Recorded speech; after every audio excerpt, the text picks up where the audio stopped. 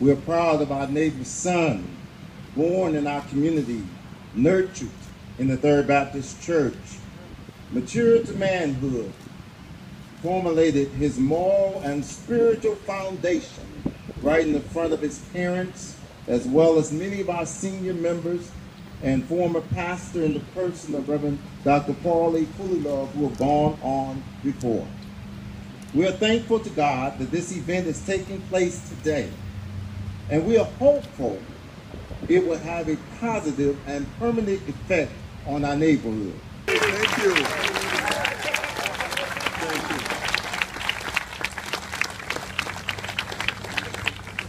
So, growing up, I learned not to smoke at the end of Terrence Street. That was dangerous territory. But I was a slow learner, so maybe a year or two later, I was sitting on a curb in the middle of Terrence Street, again allegedly smoking a cigarette, when Mr. Ralph Williams drove onto Terrence Street and stopped his car right in front of me. Now, Ralph lived at 20 Terrence Street on the 3rd floor for over 25 years. He was family to me. He reported anything and everything he saw me do to my parents and grandparents. And he was like a Dutch uncle. He was another parent figure. As he tells the story, or as he used to tell the story, he saw me with a cigarette, but by the time he stopped the car, the cigarette had vanished into thin air.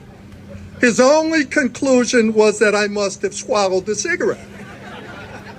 I, on the other hand, claimed that he missaw me and that I was a law-abiding citizen innocently sitting on the side of the road.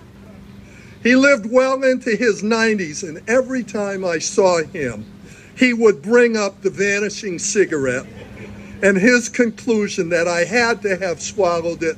What else could have happened? I tell you those two stories because there were always eyes on me.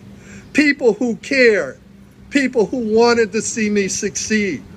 And I am so grateful, so very grateful for all that they have done over my lifetime to guide me and to help me. Now, I will leave you with this final thought. None of us has a crystal ball. We don't know what the future holds for any of us.